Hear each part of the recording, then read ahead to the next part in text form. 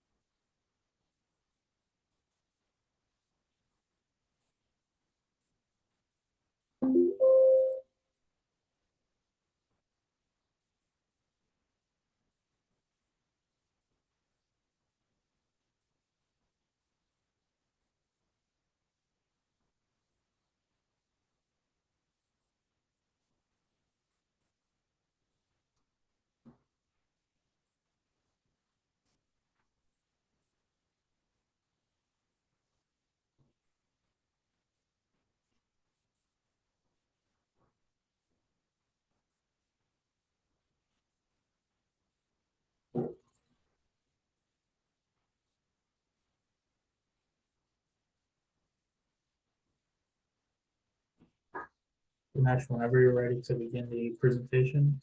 Yeah. Floor. Good evening. Welcome to the virtual public information meeting for Connecticut Department of Transportation State Project number 01560185, replacement of bridge number 00331, carrying US Route 1, Boston Post Road over West River in New Haven and West Haven. The live event is at Wednesday, July 30th, 6 p.m. Join us for a question and answer session following the formal presentation, and send us a question or a comment during the session. We have two modes. One is a project email that is being copied into the chat, and we have a voicemail only option. Phone number is 860-594-2020. To visit the project website, there's a project website. The link is being dropped in the chat now for everyone's use. A recording of this presentation will be posted after the live event. Closed captioning, including non-English translation options, will be available at that time. La grabación de esta presentación estará disponible después del evento en YouTube, incluyendo subtítulos y acceso a traducciones en otros idiomas. Coming to Title 6, your civil rights. No person shall, on the basis of race, color, or national origin, be excluded from participation or subject to discrimination in the development of this project. There is a voluntary post-meeting survey. The link is being dropped in the chat for your use. There's a civil rights information. Please reach out to the go to the website link being shared in the chat. A recording of this presentation will be posted to CTDOT's YouTube channel after the event. Closed captioning, including non-English translation options, are available on Zoom and YouTube. Connecticut Department of Transportation, Title VI notice to the public. The Connecticut Department of Transportation, CTDOT, operates its programs and services without regard to race, color, and national origin in accordance with the Title VI of the Civil Rights Act. Any person who believes she or he has been aggrieved by any unlawful discriminatory practice under Title VI may file a complaint with the CTDOT.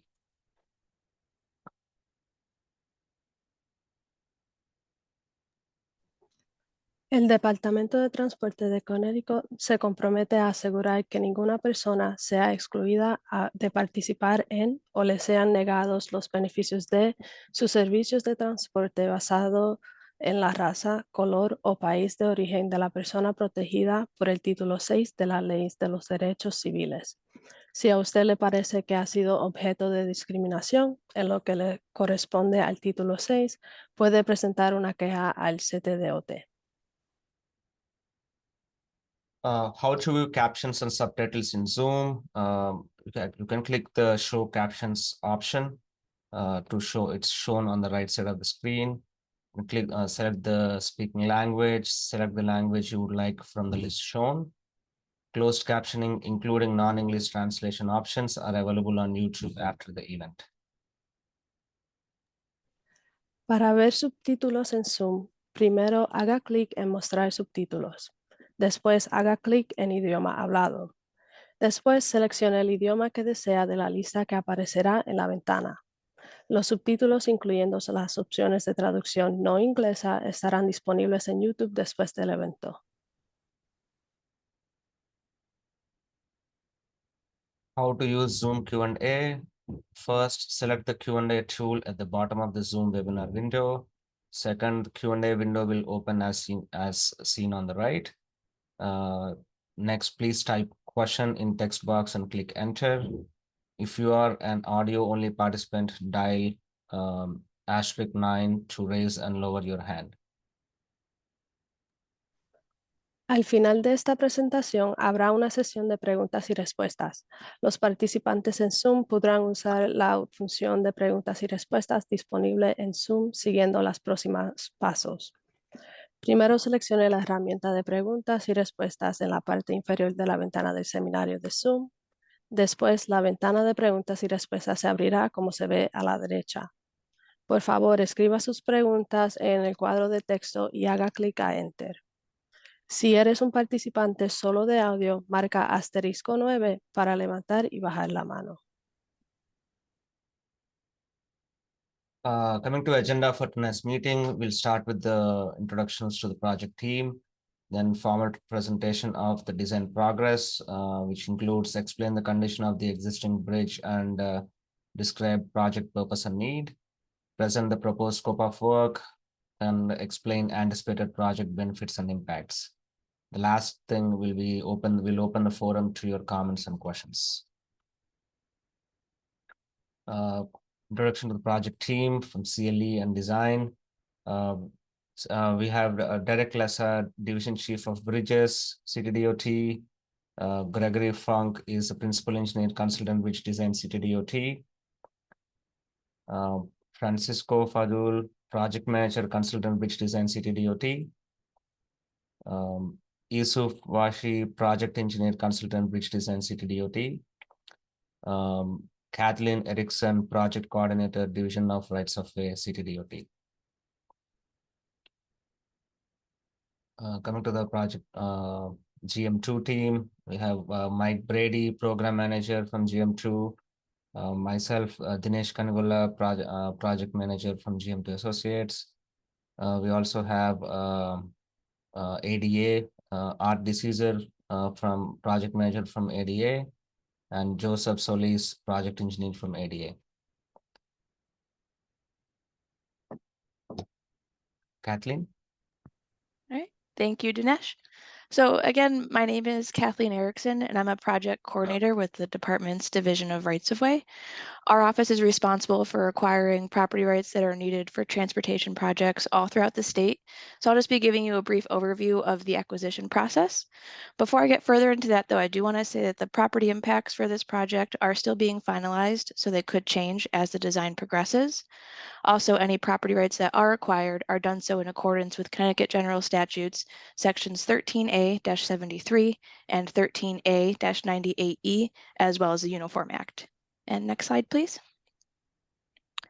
So the right-of-way acquisition process begins once the project reaches a development milestone and all of the property impacts have been determined. At that point, each affected property owner will receive from our office a formal letter of intent to acquire, as well as a property map depicting the exact property rights to be acquired. You can see on the screen here just a sample of what the property maps look like. Next, our office will determine the fair market value of those property rights, which will be used to create an offer of just compensation. The property owner will receive the offer in writing, and a right-of-way agent will be available to meet with the owner to discuss the project, their specific property impacts, and the offer itself. The property owner will have a reasonable amount of time to consider the state's offer and to enter into negotiations. And then once an agreement has been made, the department will prepare all the necessary documents to record the deed and the property map on the town land records. Now, if an agreement cannot be reached, in order to maintain the project schedule, the department may acquire the necessary property rights through its power of eminent domain. If that were to happen, the state would file a notice of condemnation with the Superior Court, along with a monetary deposit in the amount of the state's offer. The property owner would then have 6 months to file an appeal if they felt the state's offer was inadequate. Now, whether or not the owner chooses to appeal, the money that was deposited in the court is available to be withdrawn by the owner at any time. It is important to note, too, the state will only be acquiring property rights that are necessary for this project. But if anyone has any questions regarding the right-of-way acquisition process, I'm happy to answer them during the Q&A portion of tonight's meeting. But for now, I'll turn it back over to Dinesh to continue. Thank you, Kathleen. So we'll start the bridge information. The bridge is located on carrying Boston Post Road, town line of West Haven and New Haven. The bridge carries US Route 1, Boston Post Road over West River Brook. This is an aerial view of the project site. The key features around the site are West River Memorial Park to the north, commercial properties to the south, and Evergreen Cemetery east of Route 10.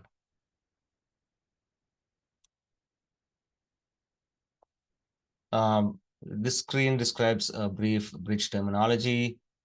Starting from top to bottom, you'll have a bridge parapet and concrete bridge deck. Then as part of the superstructure, you'll have beams, and going down, you'll have substructures, which will consist of abutment walls and pier support. The bridge condition ratings are provided on a scale of 1 to 9, 1 being imminent failure and 9 being excellent.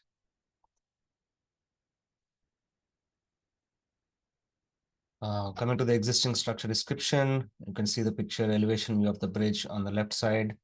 The structure is built in 1950 and rehabilitated in 1990.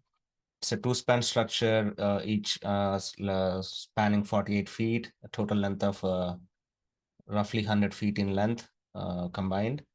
The roadway width is 50 feet curb to curb for travelway, and outshot width of 65 feet. That includes 2 sidewalks and parapets. The US Route 1 has 4 lanes going over the bridge, 2 lanes in each direction, with an average daily traffic of 17,600 vehicles per day based on 2021 volumes. This slide explains the structural deficiencies. Based on bridge inspection report dated February 28, 2024, the overall structural evaluation rating was in poor condition for the bridge, which is a rating of 4. The primary factor of the poor rating is deteriorated condition of the steel girders, as you can see on the pictures on the left. The beam end bearing area section losses up to 40%. It's light to moderate rust across the bearing devices. and random spalling along abutments at the water line. That said, even with the poor rating condition, the bridge is still safe for the traveling public as we do the design. Coming to the purpose and need of the project, the purpose and need is to address the structural deficiencies by providing a new structure that accommodates safe travel for all facility users and continued conveyance of the roadway above. You can see the US Route 1 looking west and looking right in the images below. Project goals is to improve a condition rating to 7 or better, which is good to excellent, from current condition rating of 4, which is a poor condition. Perform bridge replacement with minimum disruption to traffic while maintaining sufficient load capacity for all vehicles. Improve hydraulic capacity. And lastly, satisfy complete streets design criteria by providing pedestrian, bicycle, and public transit facilities. You can see the proposed roadway plan here. The project's limits are from Marginal Drive towards on the west to El Agraso Boulevard on the east. Looking at the legend, everything in gray is mill and overlay for the existing pavement. Yellow identifies the limits of full depth roadway reconstruction. Orange identifies the proposed bridge structure limits. Green shows the proposed sidewalk, concrete sidewalks for the full length of the roadway. And purple shows a bike box at the intersection of El Agraso Boulevard. As you can see, continuous sidewalks are being proposed all the way from Marginal Drive to El Agraso Boulevard on both sides of the roadway. This is a proposed roadway profile. There is a slight increase in the roadway elevation. The roadway is being raised roughly 15 inches at the bridge to accommodate for a deeper superstructure and eliminate a pier in the river, in the brook. So everything in green shade you see here is the limits of raise in the roadway profile.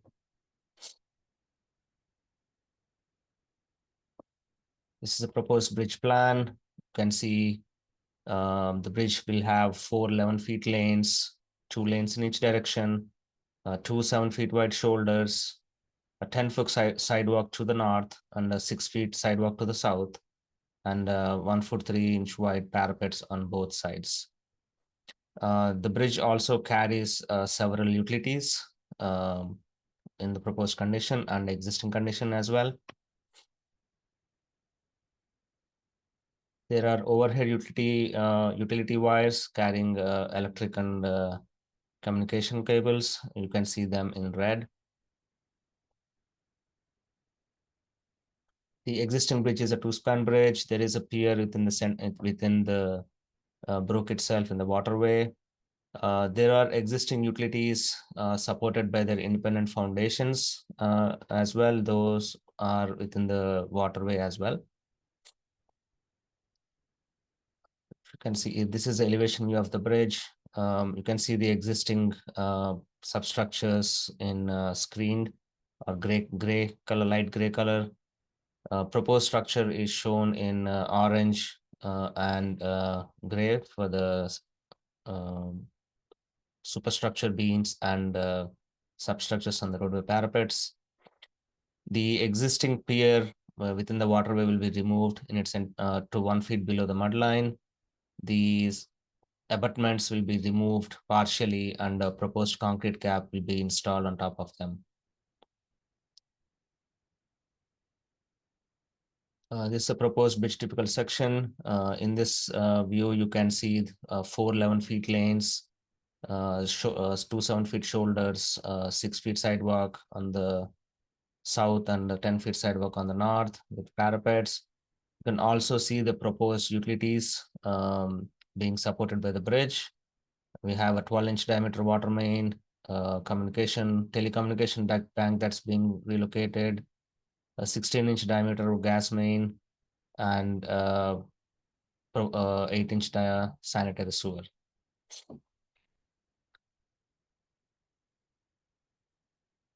The bridge will have to be replaced in stages. The current plan includes maintaining 3 lanes of traffic in each direction and 1 sidewalk access during construction. We have total of 4 stages identified.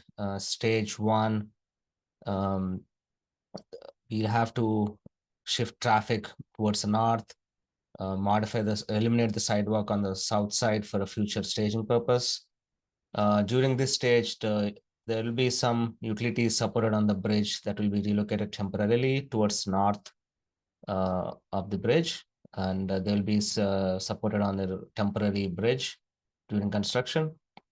You can see on the graphic is shown on the left side in the bottom left. Sidewalk access is being diverted towards the south. All sidewalk access will be going over the current dam.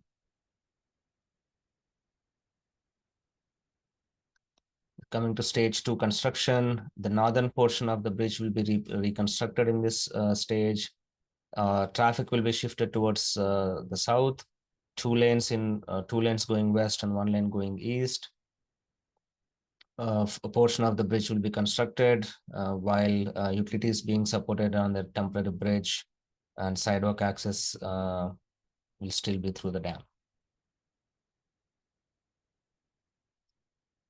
Moving on to stage 3, traffic will be split in this stage. 2 lanes of westbound traffic will be shifted towards north on the newly built portion of the bridge. The traffic towards eastbound will stay on the existing bridge in this stage. A portion of the center of the bridge will be reconstructed in this stage. Moving on to stage 4, traffic will be moved towards north to finish construction of the remainder of the bridge on the southern portion. During this stage, a sidewalk and parapet on the northern portion of the bridge will be constructed as well. This would be the last stage of construction. By the end of the construction stage, all the utilities will be relocated between the girders supported by the bridge, and the temporary utility bridge will be removed at the end of the project. Coming to utilities, to be temporarily located during construction, as noted. There are overhead utilities and utilities carried under the bridge. Overhead utilities consists of Comcast cable for communication, are Crown Castle fiber, Mobilite, SNet, and Wilchel. Electric utilities are United Illuminating. The utilities carried under the bridge, several of them, 12-inch water main from South Central Connecticut Regional Water Authority, telecommunication ducts from AT&T and Frontier, 16-inch gas main and 12-inch gas main from Southern Connecticut Gas, electrical duct bank from United Illuminating, a sanitary sewer from City of West Haven, and a 54-inch combined sewer overflow pipe from New Haven Water Pollution Control Authority.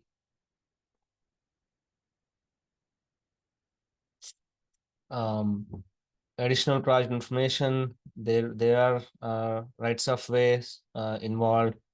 There will be temporary easements anticipated on the north side of US Route 1 for temporary utility supports. Permanent easements are anticipated on the north side of the bridge for wider roadway and substructure. The bridge is being widened in the proposed condition, so there are some permanent easements anticipated. Small permanent easements are anticipated on the south side of the bridge for safety improvements, guided anchorages. Potential easements for reconstruction of roadways are anticipated to commercial properties. Coming to environmental, the bridge is within FEMA flood zone AE. The next thing is there is Westerville Memorial Park to the north of the bridge. Temporary and permanent impacts are anticipated for bridge construction. Please note that all impacts identified are preliminary and subject to change as the design progresses. Coming to the project schedule and cost, the anticipated construction start is spring of 2028, and it's expected to be a three-year construction, 3 seasons, and anticipated end of construction is November 2030. The anticipated construction cost is $28,300,000, and funding is through combination of federal and state funds, 80% federal and 20% state. No municipal funds are involved in the construction of the project. Coming to the projects in the vicinity, there is a corridor improvement project along Route 1 that is currently in the planning phase. Preliminary planning phase, there are no impacts to the bridge with anticipated due to this project. Please note the schedule and cost are preliminary and they are subject to change as the design progresses. Comes to the end of the presentation. How to use Zoom Q&A. First option, select the Q&A tool at the bottom of the Zoom webinar window. Second, the Q&A window will open as seen on the right. Third, you will have to please type in the question in the text box and click enter. If you are an audio only participant, dial #9 to raise and lower your hand. Estamos llegando al final de la sesión de preguntas y respuestas. Para repasar, los participantes en Zoom podrán usar la función de preguntas y respuestas disponible en Zoom siguiendo los próximos pasos. Primero, seleccione la herramienta de preguntas y respuestas en la parte inferior de la ventana del seminario de Zoom. Después, la ventana de preguntas y respuestas se abrirá, como se ve a la derecha. Por favor, escriba sus preguntas en el cuadro de texto y haga clic a Enter. Si eres un participante solo de audio, marca *9 para levantar y bajar la mano.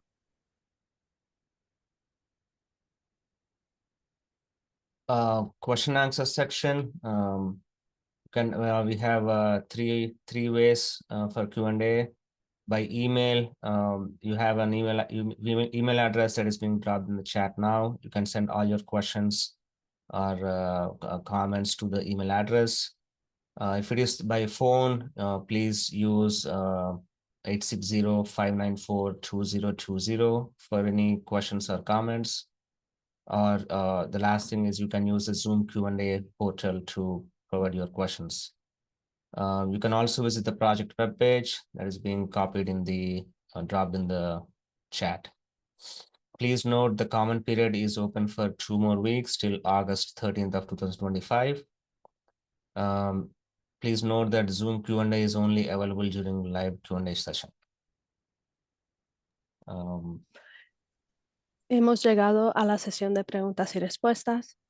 Pueden enviar sus preguntas a nuestro correo electrónico dot project0156-0185@ct.gov. También llamando a nuestro número de teléfono 860-594-2020 o en esta sesión de Zoom utilizando la función de preguntas y respuestas. El moderador responderá a las preguntas en la función de preguntas y respuestas de Zoom. Debajo de esta presentación encontrarán el enlace para la página web del proyecto. Tengan en cuenta que el periodo de comentarios estará abierto hasta el 13 de agosto del 2025. La función de preguntas y respuestas de Zoom solo está disponible durante la sesión de preguntas y respuestas en vivo. With that, we are opening the session for Q&A.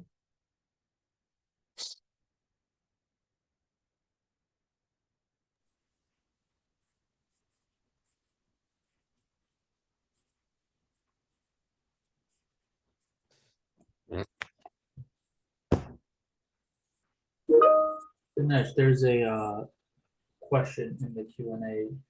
Do you see that? Yeah. Yeah, if you just want to read it off and we could handle the questions as they come in here. The first question is, there are stormwater leak-offs on the north side of Route 1, east and west of the bridge.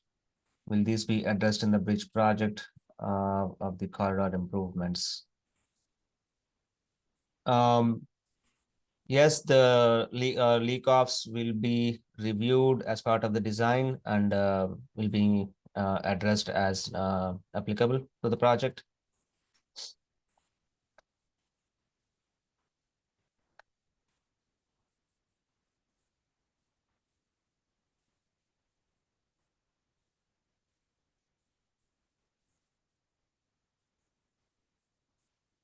Next question is, could you please explain in more detail the comparison between current cross-section versus proposed cross-section, mainly regarding the changes in lane widths, shoulder widths, and sidewalk widths?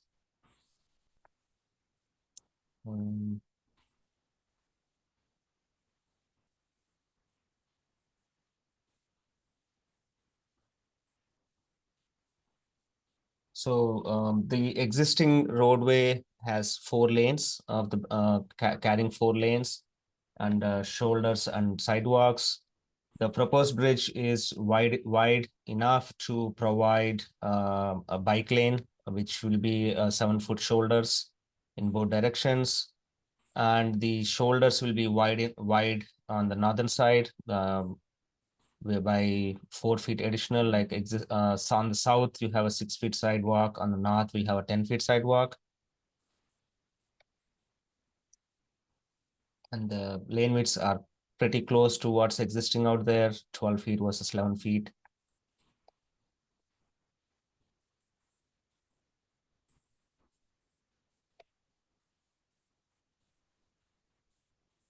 Wanted to jump in just to add to that. Obviously, this team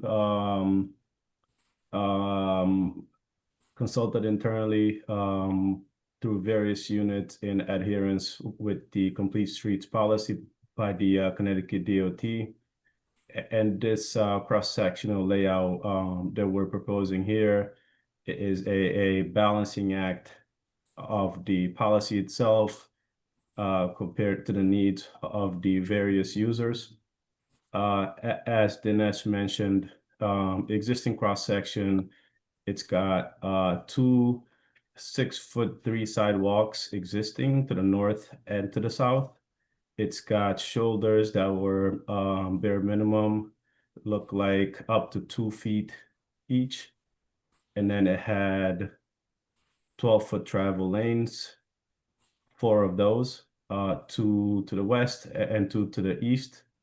Proposed is 10-foot sidewalk to the north, 6-foot sidewalk to the south, and 4 lanes at 11 feet each, 2 westbound, 2 eastbound, 7-foot shoulders to the north, and 7-foot shoulders to the south at the bridge cross-section, and then going towards the 2 intersections.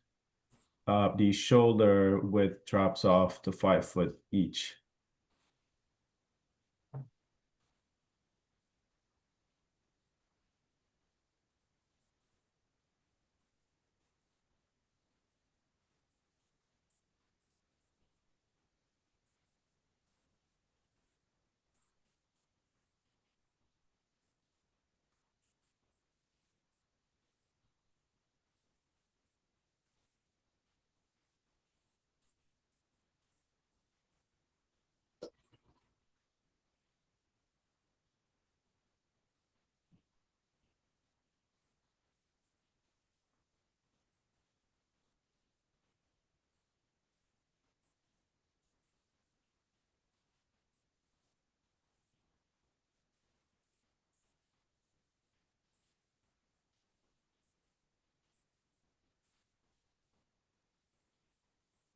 Could we go back to the slide that instructs the users on ways to participate, just in case someone's still trying to read those?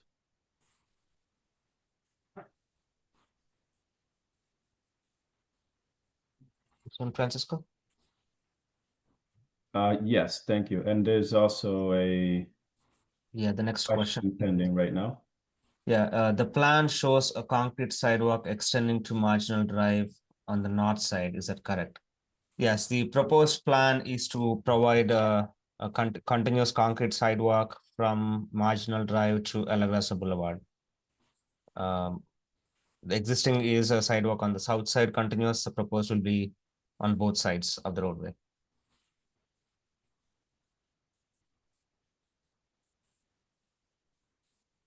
Dinesh, if maybe you want to go to the slide that shows that and then ultimately go back here. Yep.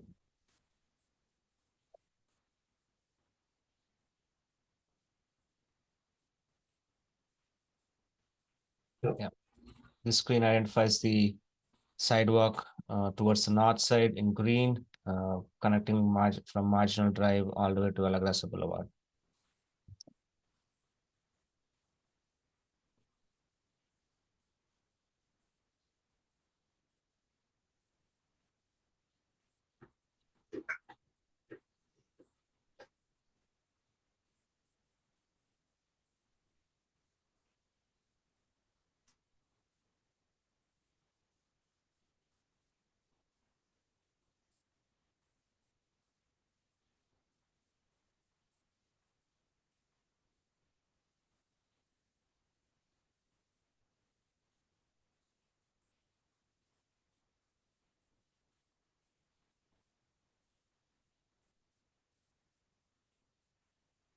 I did check the project phone number, the voicemail, there was no questions there, so if there is any other questions, please feel free to drop them in the chat as explained on this screen right here. Just click the Q&A box at the bottom of the Zoom screen, and at that point you will be able to type in your question.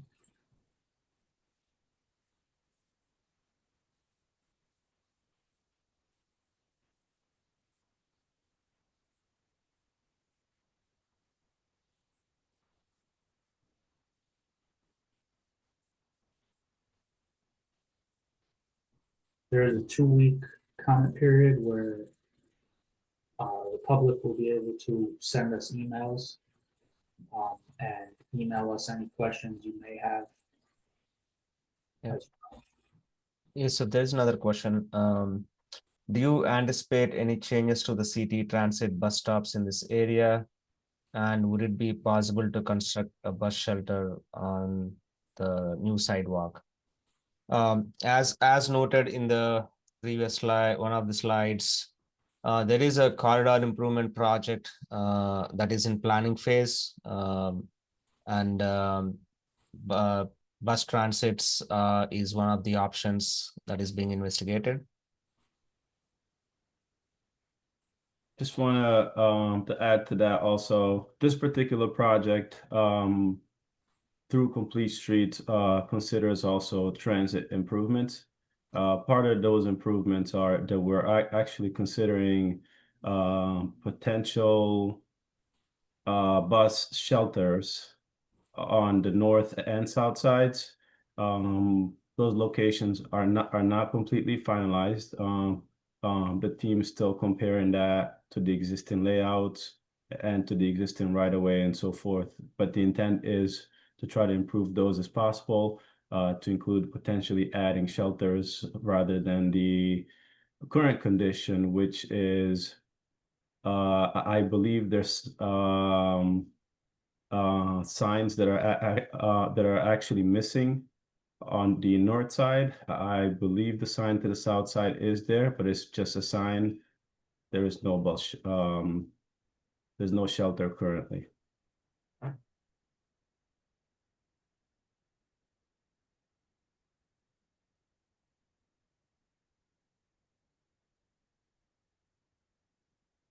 This next question, the completion date is 2030. Is there any possibility of installing a sidewalk on the north side of Route 1 any earlier? So the current scheme identified in this is preliminary. as the final design progresses, there may be a possibility to review the staging and see the feasibility of providing a sidewalk towards the north side. But based on the current scheme, providing a sidewalk towards the north side any earlier has to be investigated further.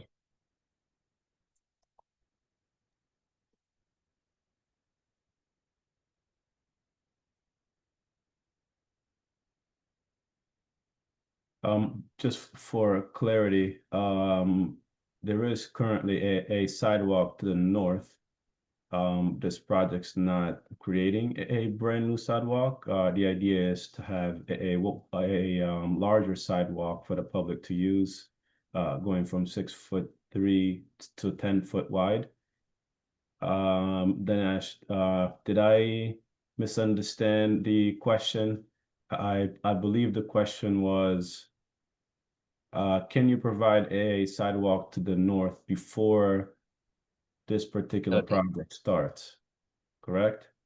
I think earlier than 2030 is what my understanding is, but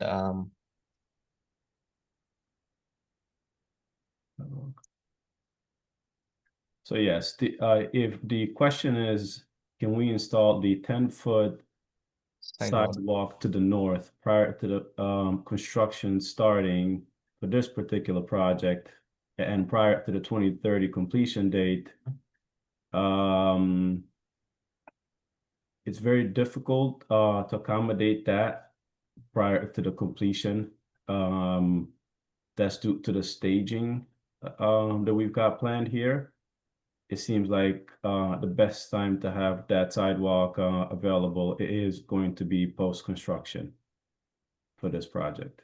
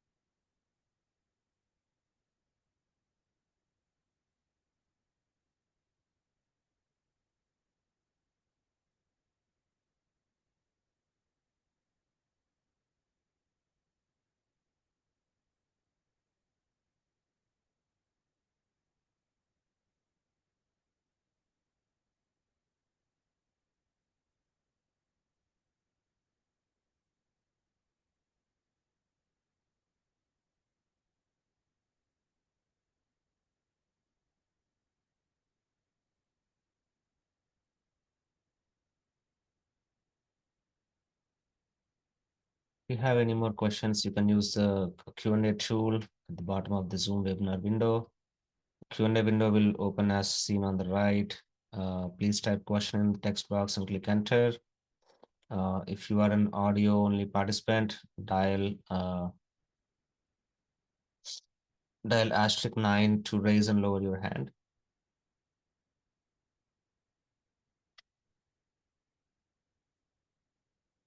There's another question. Just to be clear, the existing sidewalk on the north side is at best a gravel path. It cannot be described as remotely safe for pedestrians and would clearly, I think, constitute an ADA liability. So to Ron's point, it would make sense to prioritize that sidewalk in terms of phasing and scheduling the project.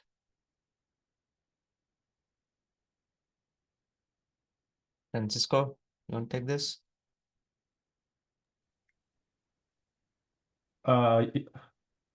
Point noted.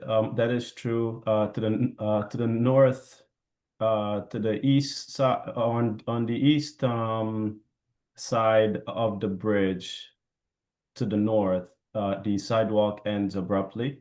Looks like there's a path that's well traveled by the public, and we note the comment here, and that's going to be considered further as far as our staging goes, to allow for that. I do believe that we provide pedestrian accessibility throughout construction here. but the team is going to note this comment and consider it further. Thank you.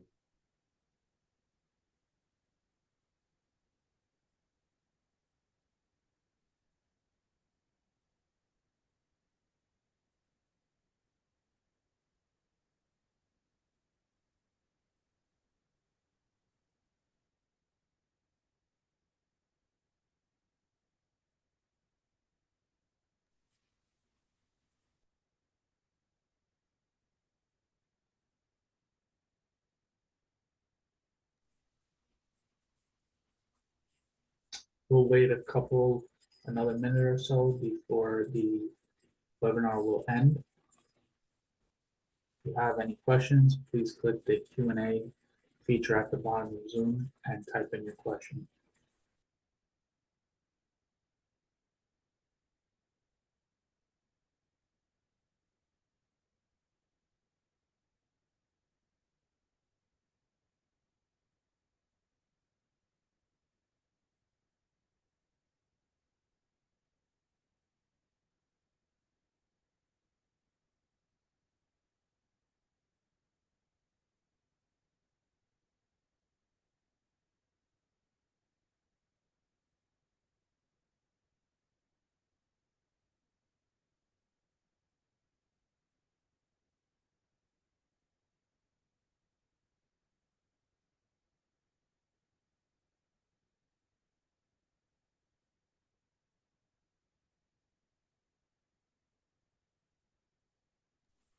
Okay, it looks like there's no other questions coming in.